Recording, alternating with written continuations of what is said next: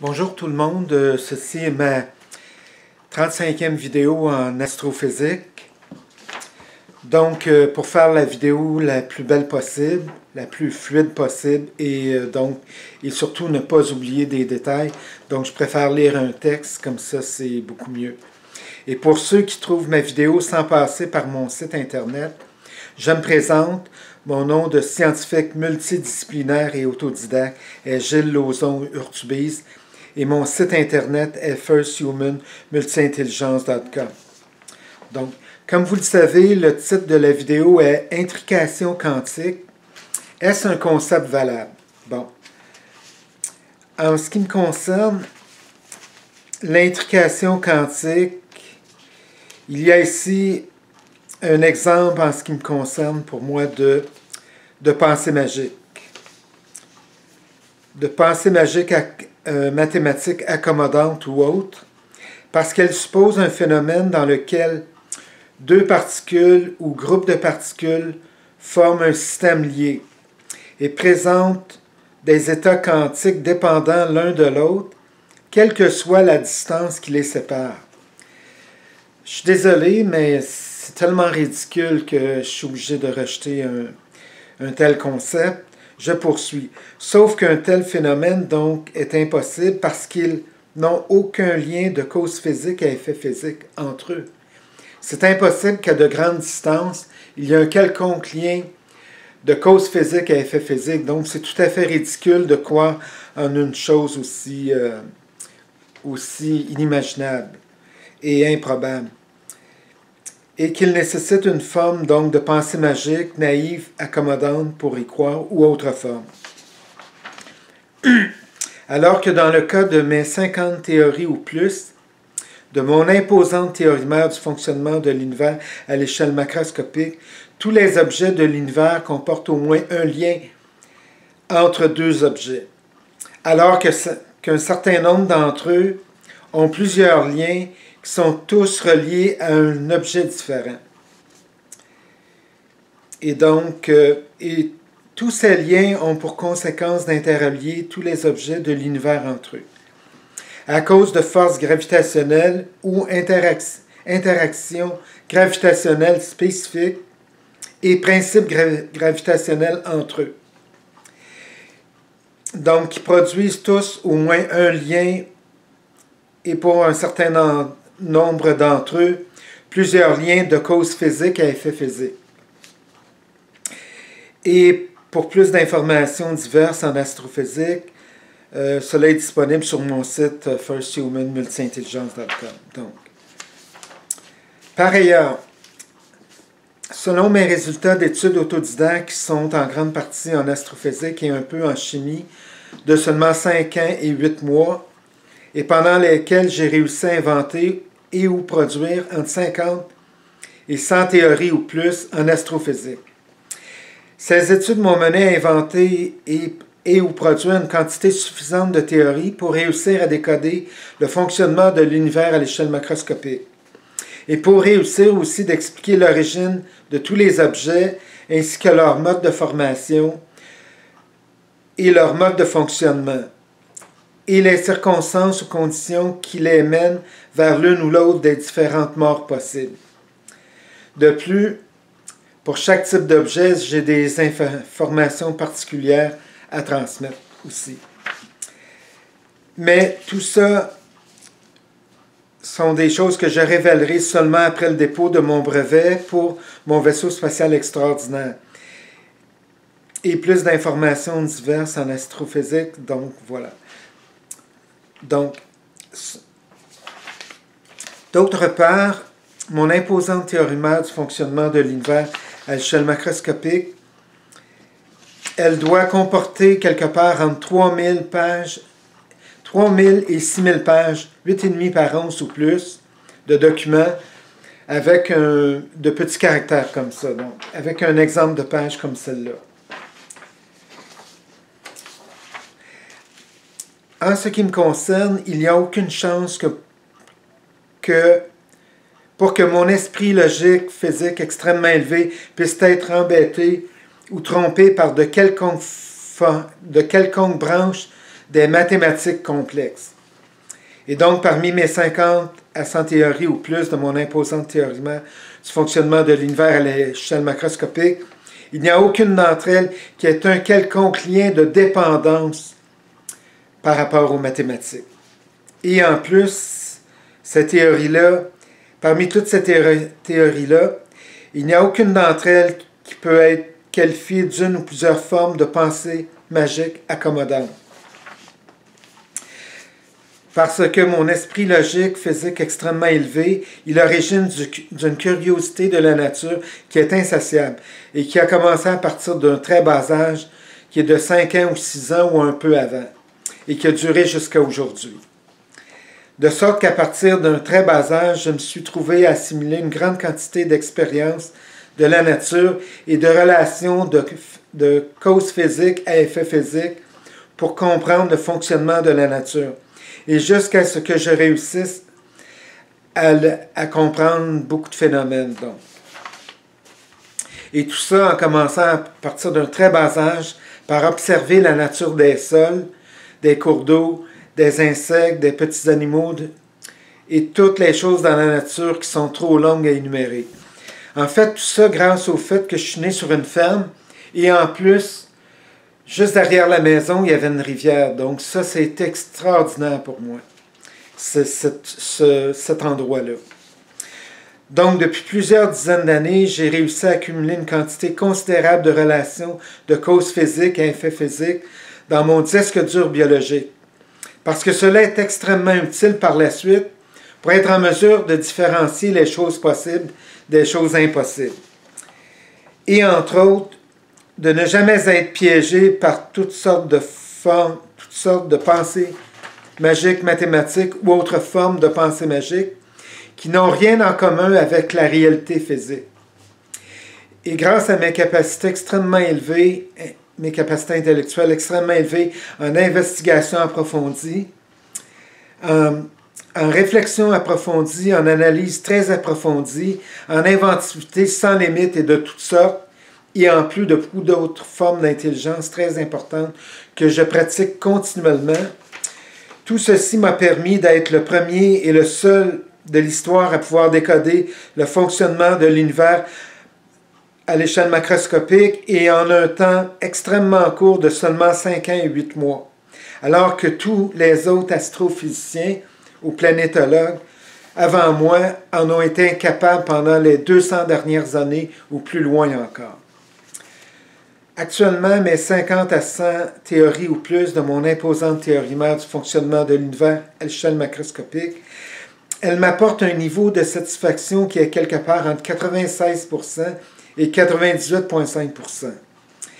Et par contre, je ne serai jamais complètement satisfait tant et aussi longtemps que je n'atteindrai pas un niveau de satisfaction de 100%. Et cela est la raison pour laquelle j'aime m'attaquer à au moins 3 ou 4 dossiers extrêmement complexes ou plus à la fois, qui sont actuels, mon imposante théorie mère du fonctionnement de l'univers, tant aussi longtemps que je n'atteindrai pas 100% de satisfaction. 2, un brevet que j'ai produit de 300-350 pages pour un vaisseau spatial extraordinaire, par rapport auquel je dois trouver le financement pour ensuite payer les frais pour le finaliser avec les meilleurs agents de brevet possibles et jusqu'à ce qu'il puisse être protégé le plus possible et jusqu'à 100% si possible. Donc, de sorte que cela, en ce qui concerne l'intrication quantique, cela est une autre preuve d'une totale incompréhension du fonctionnement de l'univers à l'échelle macroscopique et à une plus petite échelle aussi, de la part de tous les autres astrophysiciens avant moi. Par contre, vu le fait que j'ai réussi à décoder tous les mystères du fonctionnement de l'univers à l'échelle macroscopique, je comprends les immenses difficultés et complexités à surmonter pour tous les autres astrophysiciens avant moi, pour qu'ils puissent commencer à décoder petit à petit le mode de fonctionnement de tous les objets de l'univers. Et après avoir accompli cet immense travail, pour ensuite être capable de commencer à former différentes théories mères jusqu'à ce qu'elles deviennent satisfaisantes et en accord les unes avec les autres. Et ensuite, après ce autre palier d'immenses difficultés, pour être capable de commencer à produire une quantité suffisante de théories qui puissent toutes être complémentaires jusqu'à ce qu'elles réussissent à expliquer le fonctionnement de l'univers de A à Z ou presque, jusqu'à preuve du contraire, donc de manière à atteindre le même niveau d'explication que celle de toutes mes théories qui entrent dans mon imposante théorie mère du fonctionnement de l'univers à l'échelle macroscopique. Donc pour moi, de l'extérieur, il est très facile de comprendre pourquoi personne avant moi n'a eu une quelconque chance de réussir un tel exploit. Parce qu'il est d'un niveau de difficulté qui est incommensurable.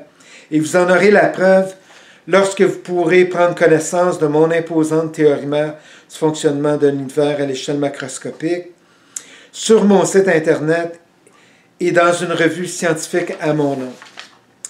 Et parmi toutes mes théories qui entrent dans mon imposante théorie mère du fonctionnement de l'univers à l'échelle macroscopique, il n'y a aucune d'entre elles qui puisse être qualifiée de théorie d'une ou plusieurs pensées magiques accommodantes, parce que toutes mes théories sont basées sur une ou plusieurs relations de causes physiques à effets physiques et rien d'autre. Donc aucune forme de pensée magique, de quelque forme que ce soit. En conclusion, mes ambitions de cette partie de texte, mes ambitions intellectuelles et humanitaires et ma responsabilité en tant que scientifique multidisciplinaire et autodidacte et humaniste, c'est de faire avancer les connaissances de l'humanité, mais aussi de produire un site Internet qui est le plus protecteur au monde pour tous les membres de la société. Aussi, de protéger l'environnement en fournissant toutes les meilleures idées, les meilleures pratiques, les meilleurs comportements de vie pour protéger l'environnement qui viennent de partout à travers le monde et avec leurs auteurs, le nom de leurs auteurs, s'ils sont d'accord. Et je serais étonné du contraire. Parce que de toute façon, c'est leur idée, donc ils méritent d'être nommés en tant qu'auteurs de leurs très bonnes idées. De plus, de protéger le plus qui est possible tous les animaux de la nature, parce qu'en les protégeant, c'est nous aussi que nous protégeons. Et en plus, une multitude de systèmes-outils qui servent à aider les personnes à devenir de meilleures personnes et qui servent aussi à se protéger des mauvaises personnes, parce que dans ce site-là, il va y avoir un site de rencontre. Et donc, et grâce à des systèmes outils extrêmes qui sont addictifs dans le sens positif, et qui rendent les gens meilleurs, mais aussi qui protègent les personnes. Donc, toutes les femmes auront des systèmes outils qui vont les protéger contre de possibles mauvaises rencontres, avant de tomber en amour et par erreur, par rapport à une personne qui est bien moins bonne qu'elle croit. Et donc, grâce au système outils, elles vont être en mesure de décoter quel genre de personne elle est sur le point de rencontrer. Et si, lors de la rencontre, elle découvre que ce qu'il est très éloigné de ce qu'il a prétendu être, ben à ce moment-là, c'est des petites lumières rouges qui s'allument et ça va l'aider à au moins rester sur ses gardes et pas à tomber en amour avec n'importe qui ou n'importe quel chanteur de pommes ou briseur de cœur. Et donc, et aussi beaucoup d'autres systèmes, outils qui servent à promouvoir la paix dans le public et à tous les niveaux de la société. Et d'autres outils qui vont servir à expliquer de A à Z les raisons immensément importantes pourquoi la démocratie existe et pourquoi elle doit être protégée et elle doit être perpétuée dans le temps, pour entre autres protéger l'avenir de nos enfants. Donc, et autre chose, le terme impossible est un terme pour moi que je ne respecterai jamais, et tant et aussi longtemps que je serai suffisamment en bonne condition physique, intellectuelle et mentale. D'autre part, j'ai besoin d'aide pour commencer à former un petit centre de recherche en astrophysique, physique des particules, chimie, biologie et médecine, sous une forme et sûrement d'autres sujets. Mais ça c'est sûr qu'il va y avoir d'autres sujets que je dévoilerai plus tard. Donc, et ce petit centre de recherche-là sous une forme de PPP. Et pour ceux qui ne connaissent pas le terme PPP, il signifie partenariat public-privé. Parce que par la suite, j'ai l'intention de racheter les investissements gouvernementaux pour ultimement devenir le seul propriétaire du centre de recherche. Et parce que je tiens à ce que toutes mes entreprises gardent toujours une rigueur extrêmement importante par rapport à la protection de l'environnement, par rapport à la protection de la démocratie, par rapport à la protection de la paix. Donc, c'est extrêmement important pour moi de rester en contrôle de ça. Parce que l'argent, c'est très important, mais ce n'est pas ce qui compte pour moi. Ce qui compte le plus, c'est de produire du bienfait autour de moi et le maximum que je peux. Donc, en ce qui concerne le démarrage, donc c'est un démarrage lent qui va me permettre, je l'espère, de pouvoir rester en contrôle des investissements jusqu'à ce que je puisse devenir suffisamment autonome pour le racheter. Donc, un début de mon centre de recherche doit commencer par l'embauche d'un rédacteur scientifique et d'un groupe de bénévoles d'étudiants et d'un ou quelques professeurs en sciences qui me serviraient de comité de lecture pour, si nécessaire, corriger et ajuster tous mes articles scientifiques que j'ai déjà produits, mais que j'ai besoin d'aide pour les finaliser pour qu'ils soient les plus parfaits possibles. De sorte que la participation des étudiants et des professeurs, elle leur servirait de formation pédagogique et donc et par rapport et vers de nouvelles notions d'astrophysique qui visent à corriger les notions fausses d'astrophysique, ou dans beaucoup d'autres cas où il n'y a actuellement aucune explication d'astrophysique pour expliquer tel ou tel phénomène du fonctionnement de l'univers à l'échelle macroscopique. Donc, de plus, et si c'est possible, j'ai l'intention de former une revue scientifique à mon nom, parce qu'en dehors de la plupart des mesures qui sont faites à partir des puissants télescopes de la Terre par rapport au volume approximatif des objets qui sont très lointains ou autres formes de mesures approximatives que j'accepte, parce que toutes ces mesures-là sont faites avec les meilleurs outils que nous avons. Et ce sont des personnes de bonne foi, des scientifiques de bonne foi, des mathématiciens, tout ça, qui font un bon travail que j'accepte sans problème. Par contre, par rapport à toutes les autres théories qui essaient d'expliquer partiellement le fonctionnement de l'univers à l'échelle macroscopique, malheureusement, la plupart d'entre elles sont erronées ou inexistantes. De sorte que j'ai, de ma part, j'ai un immense mur de petites briques qui sont toutes des théories qui entrent dans mon imposante théorie mère du fonctionnement de l'univers à l'échelle macroscopique. Et qui servent aussi à expliquer de A à Z, ou presque, l'origine de tous les objets de l'univers ainsi que leur mode de formation, leur mode de fonctionnement et les circonstances ou conditions qui les mènent à l'une ou l'autre des différentes morts possibles et beaucoup d'autres choses particulières à chaque type d'objet, mais que je révélerai seulement après le dépôt de mon brevet pour mon vaisseau spatial extraordinaire. D'autre part, et environ 1 an après le début de mes études autodidactes en astrophysique, qui ont commencé en début février 2014, donc 1 an plus tard, en début février 2015, lorsque j'ai inventé, sans m'en rendre compte sur le coup, mais le jour d'après, un appareil exceptionnel de première génération qui est capable de produire ma première technologie gravitationnelle extraterrestre. À partir de ce moment-là, je me suis rendu compte que c'est extrêmement dommage pour moi d'être obligé de continuer de travailler seul, mais je n'avais pas le choix parce que je devais continuer à protéger le brevet. Et donc, j'ai été obligé de travailler seul pendant 6 ans et 2 mois, mais maintenant, ce n'est plus le cas. Parce que j'ai réussi à compléter toutes les parties qui renferment mes inventions en astrophysique, que j'ai toutes mis dans mon 300-350 pages de documents pour le brevet, ainsi que toutes mes inventions mécaniques, physiques, pour être en mesure de construire mon vaisseau spatial extraordinaire de première génération. Par contre, ainsi que celle de mon appareil exceptionnel de première génération, qui est capable, et c'est ce que je me suis rendu compte par la suite, qui est capable de produire les 3 premières technologies gravitationnelles extraterrestres.